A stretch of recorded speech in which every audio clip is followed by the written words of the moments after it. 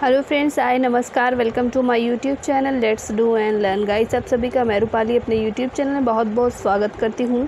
और आज मैं आप सभी के लिए यहां पर बहुत ही इम्पॉर्टेंट टॉपिक जो कि बॉटनी से लिया गया है और जिसमें आज हम बात करने वाले हैं फिजियोलॉजी और जो इंटरनल स्ट्रक्चर है यानी आंतरिक संरचना और आकार की जो है उससे रिलेटेड बहुत सारे एग्ज़ाम में क्वेश्चंस पूछे जाते हैं। तो ये जो सीरीज़ है आप सभी के लिए बहुत ही इम्पॉर्टेंट सीरीज़ है और आप सब हमारे साथ वीडियो के अंत तक ज़रूर जुड़े रहें। बहुत ही सारे यहाँ पर जो क्वेश्चंस मैं लेकर आई हूँ वो सारे ही एग्ज़ाम में आए हुए क्वेश्चंस हैं, प्रीवियस ईयर आए हुए एग्ज़ाम के। तो जो लोग भी एसएससी का एग्ज़ाम दे रहे हों, चाहे वो सीजीएल दे रहे हैं, एमटीएस या फिर स्टेनोग्राफर आने वाला है जो एग्ज़ाम दिसंबर में होने वाला है, रेलवे एनटीपीसी और साथ ही साथ एसएससी जीडी जो एग्ज़ाम दे रहे हैं, और उन सभी के लिए ये वीडियोज़ इम्पॉर्टेंट है जो वनडे एग्ज़ाम की प्रिपरेशन कर रहे हैं। तो आइए चलते हैं, वीडियो को स्टार्ट करते हैं। और स्टार्ट करने से पहले आप सभी से रिक्वेस्ट है कि प्लीज़ आप सब हमारे यूट्यूब चैनल को सब्सक्राइब करें ताकि हमारा भी हौसला बढ़ सके। आइए चलते हैं क्वेश्चंस की ओर। क्वेश्चन नंबर 1 यहाँ पर कह रहा है कि सामान्यतः प्रयोग किए जाने वाला जो मसाला है लौंग, ये कहाँ से प्राप्त होता है। तो जो सामान्यतः प्रयोग किए जाने वाला मसाला है लौंग, ये कहाँ से प्राप्त होता है। पहला ऑप्शन है फल से, दूसरा ऑप्शन है जड़ तना से, तीसरा ऑप्शन है जड़ से और चौथा है पुष्पकली से। तो यहाँ पर सही उत्तर जो हो जाएगा इस क्वेश्चन का तो वो हो जाएगा पुष्पकली से, यानी पुष्पकली से लौंग हमें प्राप्त होता है। लौंग के बारे में आप सभी ने सुन रखा है, लौंग जानते हैं, मसालों में से एक मसाला है लौंग। अगले क्वेश्चन की ओर चलेंगे। अगला क्वेश्चन है पुष्प की सुखाई गई कलियों का प्रयोग मसाले के रूप में किया जाता है। तो किसके पुष्प को। तो पहला ऑप्शन है इलायची में, दूसरा है दालचीनी में, तीसरा है लौंग में और चौथा है केसर में। तो सही उत्तर होगा लौंग। तो लौंग क्या है, ये पुष्प की सुखाई गई कलियां हैं और इनको इसी रूप में मसाले के रूप में प्रयोग करते हैं। ऑप्शन नंबर यहाँ पर 3 सही हो जाएगा। अगले क्वेश्चन की ओर चलेंगे। अगला क्वेश्चन है कौन सा ऐसा फल है जिसमें असली फल भी है और दिखावटी फल भी मौजूद है। यानी असली फल भी है वो और उसके अंदर दिखावटी फल भी मौजूद है। पहला केला, दूसरा ऑप्शन है बादाम, तीसरा है आम, चौथा है काजू। सही उत्तर हो जाएगा काजू। ऑप्शन नंबर यहाँ पर 4 सही होगा। ये एक ऐसा फल है जो असली में फल है और दिखावटी फल भी है, ये इसके अंदर मौजूद है। अगले क्वेश्चन की ओर चलेंगे। अगला क्वेश्चन है गूदेदार थैलेमस किस में खाने योग्य होता है। यानी हम किसका, इन चारों में से जो ऑप्शन दिए हैं इन चारों में से किसका गूदेदार थैलेमस हम खाते हैं। पहला है सेब, दूसरा है टमाटर, तीसरा है संतरा और चौथा है आम। तो यहाँ सही उत्तर जो होगा वो हो जाएगा सेब। सेब का जो गूदेदार थैलेमस है वो खाने योग्य पार्ट होता है। सेब के अलावा एक और फल है जिसे हम नाशपाती बोलते हैं और नाशपाती में भी हम जो फ्लैसी थैलेमस है, जो यहाँ पर गूदेदार थैलेमस है, उसको खाते हैं। वो एडिबल पार्ट होता है इस फ्रूट का खाने वाला। तो गूदेदार थैलेमस याद रखेंगे, सेब और नाशपाती में खाने योग्य जो भाग है वो है। अगला जो क्वेश्चन है वो है आभासी फल का एक उदाहरण। तो आभासी फल का एक उदाहरण बताना है। पहला ऑप्शन है सेब, दूसरा है अमरूद, तीसरा है आम, चौथा है टमाटर। तो इनमें से आभासी फल कौन सा है आपको ये बताना है। तो यहाँ पर सही उत्तर हो जाएगा आभासी फल सेब है। सेब एक गूदेदार पोम फल है। पोम आप सभी ने शायद ध्यान न दिया हो, पोम फल है और पोम एक उपांगीय फल है, यानी उप अंग है इसका। और सेब एक आभासी या फिर इसको हम छद्म फल भी कहेंगे। ऐसे फल के जो अंडाशय होते हैं, अंडाशय के अतिरिक्त किसी और संरचना से विकसित होती हैं। यानी जो ऐसे जो फल बनते हैं वो अंडाशय से नहीं बनते बल्कि वो किसी और संरचना से विकसित होते हैं। जैसे सेब पुष्प के पुष्पासन से विकसित होता है, पुष्प के पुष्पासन से विकसित होता है सेब, यानी पुष्पासन से विकसित होने वाला फल है, इसीलिए इसको एक आभासी फल कहा जाता है। अगला क्वेश्चन है सेब फल क्या है। सेब जो फल है, सेब क्या है, फल ब्रैकेट में होगा। सेब क्या है, पहला है मिश्र समारा है, दूसरा है गूदेदार पोम है, तीसरा है गूदेदार पीपो है और फोर्थ ऑप्शन है गूदेदार गुठलीदार फल है। सही उत्तर जो इसका होगा वो ऑप्शन नंबर 2 हो जाएगा। मैंने अभी पिछले क्वेश्चन में बताया था सेब जो है वो गूदेदार पोम है। ऑप्शन नंबर 2 यहाँ पर सही उत्तर हो जाएगा। अगला जो क्वेश्चन है वो है किस रूप में पौधों से हमें कोको और चॉकलेट यहाँ पर प्राप्त होता है। तो कोको और चॉकलेट हमें किस रूप में प्राप्त होता है, किससे प्राप्त होता है, शाख से, झाड़ी से, या फिर छोटे वृक्ष या बहुत बड़े वृक्ष से। तो सही उत्तर जो होगा इस क्वेश्चन का कि जो हमें चॉकलेट है और जो कोको है वो कहाँ से प्राप्त होता है, तो वो हो जाएगा ऑप्शन नंबर 3, यानी छोटे जो वृक्ष हैं उनसे हमें ये प्राप्त होता है, छोटे वृक्ष से प्राप्त होता है। ऑप्शन नंबर 3 सही हो जाएगा। अगले क्वेश्चन की ओर चलेंगे और अगला क्वेश्चन कह रहा है अफीम के पौधे के किस भाग से, अफीम यानी जो अफीम आप सभी ने नाम सुना होगा। अफीम क्या है, तो ये एक तरह का नशीला पदार्थ है। अफीम के प्रयोग से किस भाग से हमें मॉर्फिन प्राप्त होती है, तो अफीम के किस भाग से मॉर्फिन प्राप्त होगी, तने से, पत्ते से, छाल से या फल आवरण से। सही उत्तर हो जाएगा फल आवरण से। ऑप्शन नंबर 4 यहाँ पर सही उत्तर होगा। फल का जो आवरण है उससे हमें मॉर्फिन प्राप्त होती है। और मॉर्फिन क्या है, तो एक ये नशीला पदार्थ है। अगला क्वेश्चन है यहाँ पर इस पेड़ की छाल मसाले के रूप में प्रयोग की जाती है। इस पेड़ की छाल मसाले के रूप में प्रयोग की जाती है। पहला ऑप्शन है दालचीनी, दूसरा है लौंग, तीसरा है नीम, चौथा है ताड़। तो किसका हम प्रयोग करते हैं मसाले के रूप में, छाल पूछ रहा है कि कौन से पेड़ की छाल यूज करते हैं। सही उत्तर आप सभी ने गेस कर लिया होगा, क्योंकि आप सभी जानते हैं कि दालचीनी की जो लकड़ी है वो क्या है, तो वो पेड़ों की छाल ही होती है और इसको हम बोलते हैं दालचीनी, यानी कि ऑप्शन नंबर 1 यहाँ पर सही उत्तर हो जाएगा। अगले क्वेश्चन की ओर चलेंगे। अगला क्वेश्चन है वाणिज्यिक मूल्य वाला कॉर्क, यहाँ पर हो जाएगा कॉर्क। वाणिज्यिक मूल्य वाला कॉर्क किससे प्राप्त होता है, किससे प्राप्त होता है, देवदार से, साइकस से, फाइकस से या फिर क्वेरकस से। तो यहाँ सही उत्तर हो जाएगा क्वेरकस स्पे से यहाँ पर ये प्राप्त होता है। वाणिज्यिक मूल्य वाला जो कार्क है वो क्वेरकस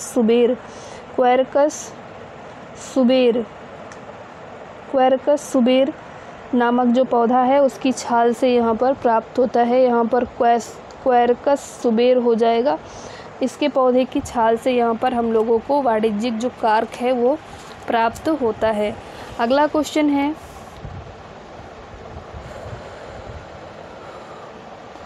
कॉफ़ी, कोको और कोलागिरी। कॉफ़ी, कोको और कोलागिरी में प्राकृतिक रूप से पाए जाने वाला एल्केलॉइड है, कौन सा है, कोकीन, मॉर्फिन, टैनिन, कैफीन। सही उत्तर जो हो जाएगा इस क्वेश्चन के लिए यहाँ पर ऑप्शन नंबर 4 सही हो जाएगा, कैफीन। कोको, कॉफ़ी और कोलागिरी से प्राकृतिक रूप से जो एल्केलॉइड मिलता है उसको हम बोलते हैं कैफीन। ऑप्शन नंबर यहाँ पर डी सही होगा। अगले क्वेश्चन की ओर मूव करेंगे। अगला क्वेश्चन है विश्व में सबसे लंबा पौधा कौन सा है। सबसे लंबा पौधे की बात की जाए, पहला ऑप्शन है यूकेलिप्टस, दूसरा है टेरोकार्पस, तीसरा है पॉलीएल्थिया, यहाँ पर हो जाएगा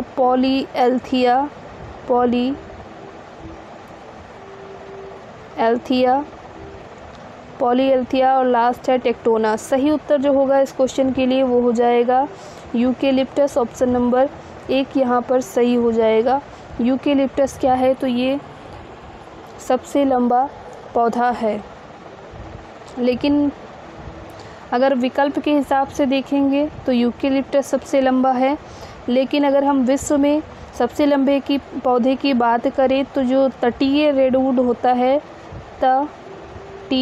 तटीय रेडवुड होता है वो क्या है, तो सबसे लंबा पौधा होता है। लेकिन यहाँ पर ऑप्शन में दिया नहीं है, तो ऑप्शन के हिसाब से यूकेलिप्टस यहाँ पर राइट आंसर होगा। ऑप्शन नंबर 1 यहाँ पर सही उत्तर होगा।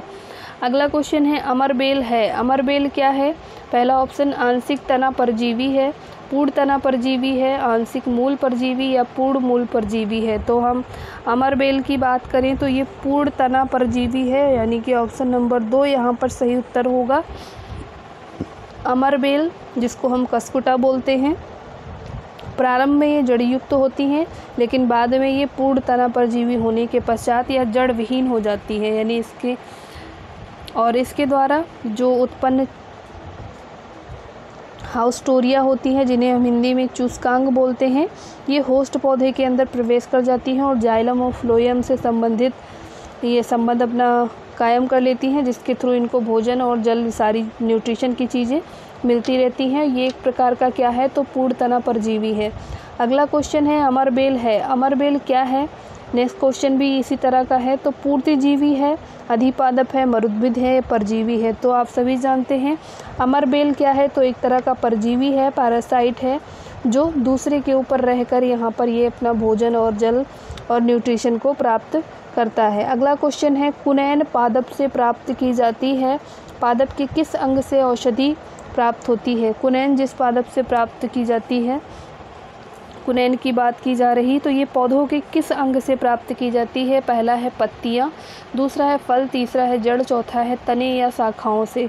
राइट आंसर हो जाएगा तने या फिर शाखाओं की जो छाल है उनसे ये प्राप्त होता है। कुनैन को सिनकोना नामक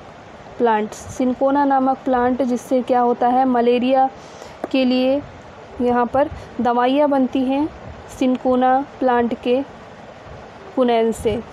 तो मलेरिया जिनको हो जाता है उनके लिए दवाइयाँ बनाने का प्रयोग करते हैं। अगला क्वेश्चन है कुनैन किस पेड़ की छाल से? तो सेम क्वेश्चन आ गया, रिपीटेड क्वेश्चन है, 2011-2010 के एग्ज़ाम में पूछा गया है स्टेनोग्राफर में। तो सिनकोना हो जाएगा। सिनकोना की जो छाल है वो कुनैन बनाने के लिए प्रयोग करते हैं। कुनैन क्या है, तो एक मलेरिया में यूज़ करने वाली दवा है।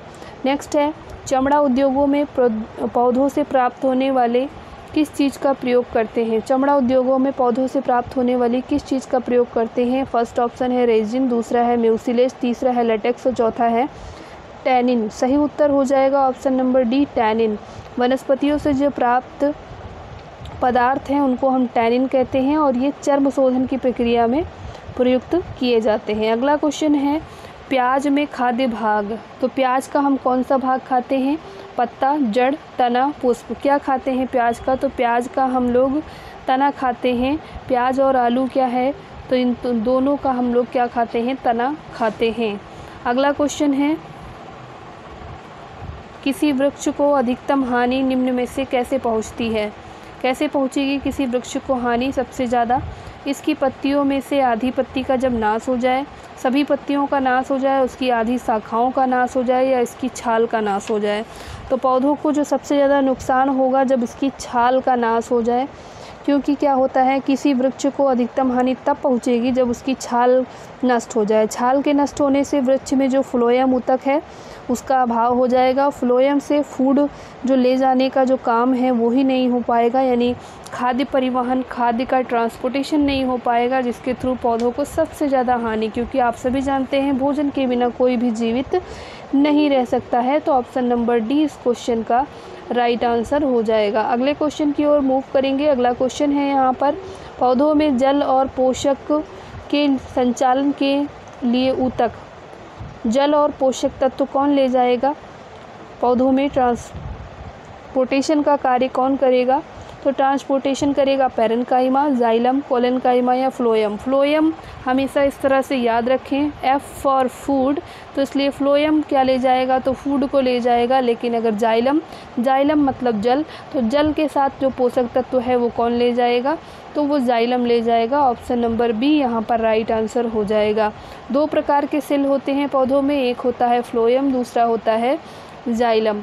और फ्लोएम क्या करता है? फूड ले जाता है। जाइलम क्या करता है? जल और बाकी लिक्विड चीज़ें ले जाने का काम करता है। अगला जो क्वेश्चन है वो कह रहा पौधों में जल का संवहन किसके माध्यम से होता है? ऑप्शन है cambium, phloem, epidermis, xylem. Right answer हो जाएगा जाइलम। जाइलम क्या है? तो जल का ट्रांसपोर्टेशन में काम करता है। अगला क्वेश्चन है स्तंभों की जो कटिंग है अंतों से जल का अवशोषण किस सिद्धांत का खंडन करता है? स्तंभों की कटिंग अंतों से जल का अवशोषण किस सिद्धांत का ये खंडन करता है? पहला ऑप्शन है अंतःशोषणी दाब सिद्धांत, दूसरा है केशिकात्व सिद्धांत, तीसरा है ससंजन सिद्धांत, चौथा है मूलीय दाब सिद्धांत। राइट आंसर हो जाएगा अंतःशोषणी दाब सिद्धांत। और इस सिद्धांत के अनुसार होता क्या है कि कोशिका के माध्यम से जल बिना किसी कोशिका के सहयोग से यहाँ पर क्या होता है, पौधों में अवशोषित होता रहता है जल। और जबकि कटे हुए जो स्तंभ होते हैं उनमें जल का जो अवशोषण है वो जल की यानी जो मूल है, जो जड़ है, उसकी कोशिकाओं के सहयोग को प्रदर्शित करता है। और इस प्रकार अंतःशोषणी जो दाब है, इस सिद्धांत का खंडन कटे हुए स्तंभ से यहाँ पर जल का अवशोषण है। अगले क्वेश्चन की ओर मूव करेंगे। अगला क्वेश्चन है, यदि जाइलम फ्लोएम को एक ही त्रिज्या में व्यवस्थित किया जाए तो ऐसे संवहन पुल को क्या कहेंगे? यदि जाइलम फ्लोएम को एक ही त्रिज्या में व्यवस्थित किया जाए तो ऐसे संवहन को क्या कहेंगे, ट्रांसपोर्टेशन को क्या कहेंगे? द्विसंपार्श्विक, केंद्रक, त्रिज्यीय या संपार्श्विक। राइट आंसर जो हो जाएगा, तो यहाँ पर 2015 में ये पूछा गया क्वेश्चन है और यहाँ पर आयोग ने इसका आंसर सही नहीं दिया था। आइए देखते हैं क्या है। तो यदि जाइलम और फ्लोएम में को एक ही त्रिज्या में रखा जाए तो ये जो संवहन पुल है उसको हम कंजॉइंट बोलेंगे। कंजॉइंट का मतलब होता है संयुक्त, और यहाँ पर संयुक्त कहीं ऑप्शन में दिया नहीं गया है। और ये दो प्रकार का होगा, समपार्श्विक जिसे हम कोलेट्रल बोलेंगे यानी जो बही फ्लोएमी है, और सेकंड है द्विसंपार्श्विक यानी बाई कोलेट्रल। तो यहाँ दो प्रकार के संवहन होंगे और यहाँ पर दोनों अलग अलग दिया हुआ है, इसलिए ऑप्शंस में यहाँ पर गलतियाँ हैं। अगले क्वेश्चन की ओर चलेंगे। अगला क्वेश्चन है यहाँ पर, मॉस में जल का यहाँ पर हो जाएगा वहन। मॉस में जल का जो वहन है वो किसके द्वारा होगा? जाइलम और फ्लोएम। Xylem, collenchyma, parenchyma. तो राइट आंसर है जो मॉस प्लांट होते हैं, MOSS, जो मॉस प्लांट्स होते हैं उनके अंदर पैरेन्काइमा के थ्रू जल का संवहन होता है, ट्रांसपोर्टेशन होता है। इस बात को याद रखिएगा। जो बाकी सारे प्लांट हैं उनमें जाइलम ले जाता है जल को, लेकिन जब मॉस की बात करते हैं तो मॉस प्लांट जो होते हैं उनमें पैरेन्काइमा क्या करता है, तो जल के वाहन का कार्य करता है, ट्रांसपोर्टेशन का कार्य करता है। अगला जो क्वेश्चन है वो है, भूमि का जल मूल रोमों तक किस दबाव से पहुंचता है? भूमि का जो जल है वो मूल रोमों तक नहीं होगा यहाँ पर, मूल रोमों तक किस दबाव से पहुंचता है? पहला है वायुमंडलीय दाब, दूसरा है केशिका दाब, तीसरा मूल दाब, चौथा परासरण दाब। सही आंसर हो जाएगा ऑस्मोसिस, जिसे हम परासरण दबाव बोलेंगे। तो ऑप्शन नंबर यहाँ पर 4 सही उत्तर हो जाएगा इस क्वेश्चन के लिए। अगला क्वेश्चन है, धनिये का उपयोग अंश होते हैं। धनिये का कौन सा हम लोग अंश उपयोग करते हैं? पहला है मूल और पत्ते, दूसरा है पत्ते और पुष्प, तीसरा है पत्ते और सूखे फल, लास्ट है पुष्प और सूखे फल। सही उत्तर हो जाएगा पत्ते और सूखे फल, यानी धनिया की पत्ती हम यूज करते हैं और जो इसका सूखा हुआ फल है जिसको हम ये जो धनिया का बीज होता है यानी धनिया होता है उसको हम यूज करते हैं। तो ये हो जाएगा सूखा फल और पत्ते। पत्ते को हम हरे रूप में और धनिया को हम लगभग येलोइश रूप में, छोटे छोटे जो बीज होते हैं धनिया के वो हो जाएंगे। बीज नहीं बल्कि ये फल होंगे, फल बोलेंगे इनको। अगला क्वेश्चन है, बंद गोभी का खाद्य अंश होता है। बंद गोभी में खाया जाने वाला जो पार्ट है वो क्या होगा? फल, संघनित पुष्प, कायिक कलिका, पुष्प समूह। राइट आंसर जो हो जाएगा इस क्वेश्चन के लिए वो हो जाएगा ऑप्शन नंबर 3, यहाँ पर सही उत्तर होगा कायिक कलिका। कायिक कलिका क्या है? तो ये बंद गोभी में खाया जाने वाला पार्ट होगा। अगला क्वेश्चन है, फूल गोभी के पौधों का उपयोगी भाग कौन सा होगा? फूल गोभी का भूमिगत डंठल, जड़, ताज़ा पुष्प या समूह पत्ते। जो हम फूल गोभी खा रहे हैं उसका जो खाने वाला पार्ट है वो क्या है इनमें से? तो सही उत्तर हो जाएगा ताज़ा पुष्प समूह। ताज़ा पुष्प समूह, ताज़ा पुष्प समूह जो होगा वो ही क्या होगा? फूल गोभी हम इसको बोलते हैं और उसका उपयोग किया जाने वाला पार्ट है। अगला क्वेश्चन है, पत्ता गोभी खाद्य पदार्थ का संग्रह कहाँ करता है? पत्ता गोभी खाद्य पदार्थ का जो संग्रह है वो कहाँ करता है, आपको ये बताना है। और ऑप्शन है आपके, पहला ऑप्शन कह रहा है तना, दूसरा ऑप्शन कह रहा है फल, तीसरा ऑप्शन कह रहा है जड़, चौथा ऑप्शन कह रहा है पत्तियाँ। राइट आंसर जो हो जाएगा इस क्वेश्चन का वो हो जाएगा ऑप्शन नंबर डी, पत्तियाँ। पत्तियाँ क्या हैं, तो यहाँ पर पत्ता गोभी का जो खाद्य पदार्थ का संग्रह है वो होता है। पत्ता गोभी में जो खाद्य पदार्थ का संग्रह है वो पत्तियों में होता है। और ये पत्तियाँ क्या, इनके अंदर कौन कौन सी चीज़ें होती हैं, तो विटामिन के और विटामिन सी। विटामिन के और विटामिन सी यहाँ पर ये इसका अच्छा स्रोत इसमें होता है। और इसके अलावा इसमें पर्याप्त मात्रा में रेशा पाया जाता है। रेशा यानी कि जो डाइजेशन में हेल्प करेगा। और इसके अलावा रेशे के अलावा यहाँ पर कैल्शियम पाया जाता है जो हड्डियों की मजबूती के लिए, पोटेशियम पाया जाता है। तो ये भी यहाँ पर बहुत सारे इम्पॉर्टेंट चीज़ें पत्ता गोभी के अंदर पाया जाता है जो न्यूट्रिशन अच्छा प्रोवाइड करता है। अगले क्वेश्चन की ओर मूव करेंगे। अगला क्वेश्चन है, निम्नलिखित में से क्या तने का रूपांतरण नहीं है। निम्नलिखित में से तने का रूपांतरण कौन सा नहीं है ये बताना है। पहला ऑप्शन है प्याज का बल्ब, दूसरा है अरबी का घनकंद, तीसरा है शकरकंद का कंद और लास्ट ऑप्शन है आलू का कंद। सही उत्तर हो जाएगा शकरकंद का जो कंद है ये क्या है, तो तने का रूपांतरण नहीं है। ये तने का रूपांतरण नहीं है बल्कि किसका रूपांतरण है, जड़ का। जड़ का रूपांतरण है। ऑप्शन नंबर यहाँ पर 3 सही उत्तर हो जाएगा। अगला क्वेश्चन है, ब्रायोफिल्म में कायिक प्रवर्धन।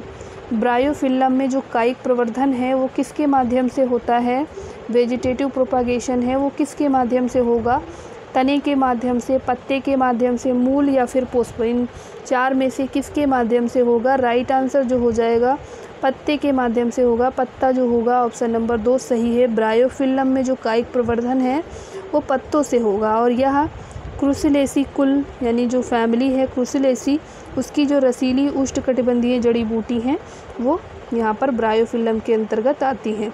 अगले क्वेश्चन की ओर मूव करेंगे। अगला क्वेश्चन है, अवस्तंभ मूल पाए जाते हैं। अवस्तंभ मूल कहाँ पाए जाते हैं, बरगद में पहला ऑप्शन है, दूसरा मक्का में, तीसरा आम में, चौथा चाइना रोज में। राइट आंसर हो जाएगा बरगद में। ऑप्शन नंबर 1 यहाँ पर सही उत्तर हो जाएगा इस क्वेश्चन के लिए। और अगला जो क्वेश्चन है वो है, साइकस के प्रवाल मूल किस में सहायक होते हैं। साइकस के प्रवाल मूल किस में सहायक होते हैं, जल अवशोषण में, जल अवशोषण और नाइट्रोजन स्थिरीकरण में। थर्ड ऑप्शन है स्थिर स्थान में और चौथा है भोजन परिवहन में। राइट आंसर जो हो जाएगा साइकस का तो ये हो जाएगा जल अवशोषण और नाइट्रोजन स्थिरीकरण। ऑप्शन नंबर 2 यहाँ पर सही उत्तर हो जाएगा। अगले क्वेश्चन की ओर चलेंगे। अगला क्वेश्चन है, निम्नलिखित में से कौन सा कथन गाजर के लिए सही है। गाजर के लिए क्या सही है, पहला ऑप्शन, खाद्य भंडारण के लिए मुख्य मूल का अपरिवर्तन हो जाता है। दूसरा है, खाद्य भंडारण के लिए मुख्य तने का अपरिवर्तन हो जाता है। तीसरा ऑप्शन है, तने और मूल में खाद्य का भंडारण होता है। चौथा ऑप्शन है, मृदा को धारण करने के लिए मूल रोपण का अपरिवर्तन हो जाता है। सही उत्तर जो होगा यहाँ पर ऑप्शन नंबर 1 सही हो जाएगा। खाद्य भंडारण के लिए मुख्य मूल का अपरिवर्तन यहाँ पर हो जाता है। ऑप्शन नंबर 1 सही उत्तर होगा।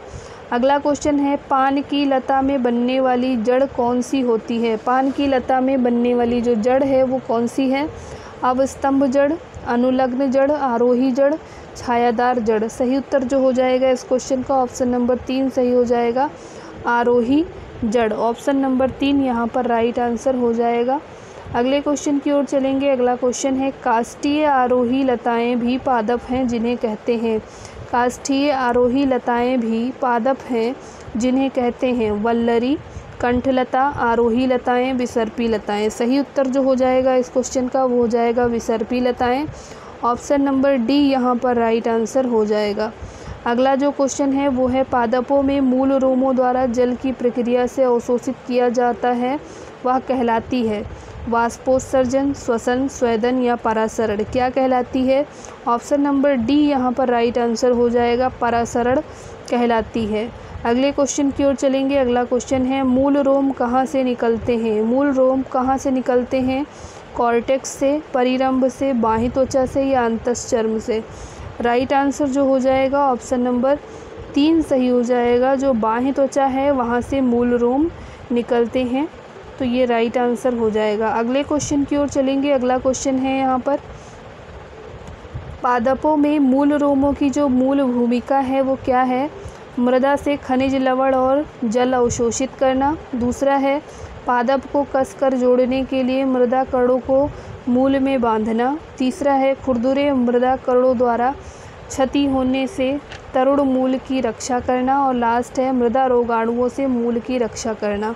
सही उत्तर जो हो जाएगा ऑप्शन नंबर 1 सही हो जाएगा, मृदा से खनिज लवण और जल को अवशोषित करना। ऑप्शन नंबर 1 यहाँ पर राइट आंसर हो जाएगा। अगले क्वेश्चन की ओर चलेंगे। जड़ का जल अवशोषण से संबद्ध भाग है। जड़ का जल अवशोषण से जो संबद्ध भाग है वो क्या है? पहला ऑप्शन है मूल गोप का जो क्षेत्र है, कोशिका विभाजन का क्षेत्र। थर्ड ऑप्शन है मूल रोमों का क्षेत्र और चौथा है दीर्घीकरण का क्षेत्र। सही उत्तर जो हो जाएगा ऑप्शन नंबर 3 सही हो जाएगा। मूल रोमों का जो क्षेत्र है वो जड़ का जल अवशोषण करने से संबद्ध है। अगला क्वेश्चन है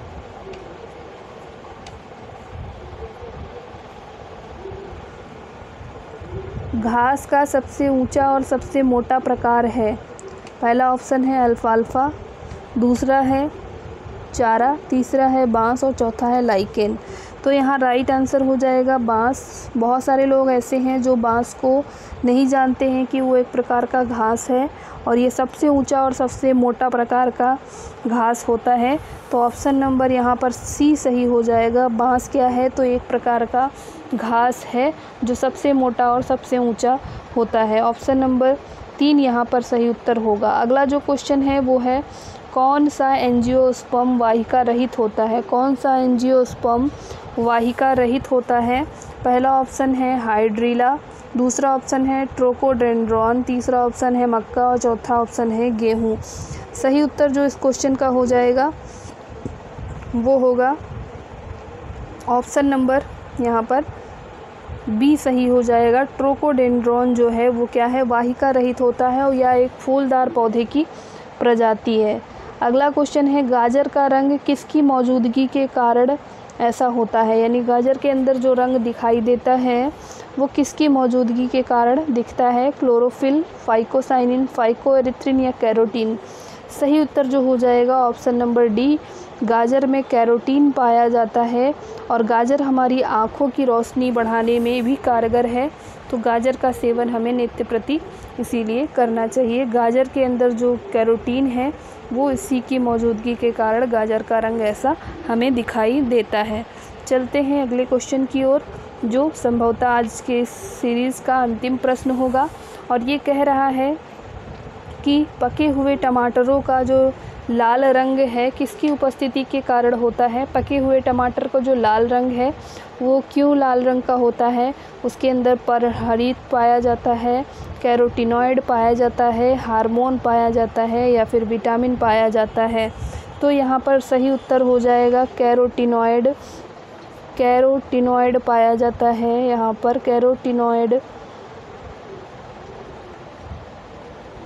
कैरोटीनॉइड पाया जाता है और ये टमाटर के लाल रंग और इसके अलावा जो लाल वाली मिर्च होती है उसमें भी यही कैरोटीनॉइड पाया जाता है। तरबूज के अंदर जो गहरा लाल रंग है वो लाइकोपीन के कारण होता है। तो यहाँ पर ऑप्शन नंबर 2 सही है। और लाइकोपीन मैंने बताया तो ये मत समझिएगा कि लाइकोपीन कुछ और होता है, लाइकोपीन भी एक प्रकार का कैरोटीनॉइड है। तो ऑप्शन नंबर 2 सही है कैरोटीनॉइड। और कैरोटीनॉइड अगर ऑप्शन में नहीं दिया है, लाइकोपीन दिया है तो आप सब लाइकोपीन पर टिक करेंगे। ठीक है, इस बात को ध्यान रखिएगा। चाहे इसको लाइकोपीन कहें या लाइकोपीन क्या है तो एक प्रकार का कैरोटीनॉइड है। तो ऑप्शन में अगर डायरेक्टली कैरोटीनॉइड दिया है तो आप उस पर टिक करेंगे। 2012 का ये क्वेश्चन था। तो उम्मीद करती हूँ आपको आज की ये वीडियो पसंद आई होगी जिसमें बहुत सारे हमने ऐसे क्वेश्चंस को शामिल किया जो एग्ज़ाम में पूछे गए थे। और ये उम्मीद करती हूँ आपको आज का ये सेशन पसंद आया होगा। और आप सभी से रिक्वेस्ट है कि प्लीज़ आप सब हमारे YouTube चैनल को सब्सक्राइब करें, वीडियो को लाइक करें और अपने दोस्तों को भी शेयर करें ताकि वो भी हमारे साथ जुड़ सकें। Thank you for watching. नमस्कार, जय हिंद। और ऐसी ही वीडियोज़ के लिए हमारे साथ जुड़ते रहिए। धन्यवाद।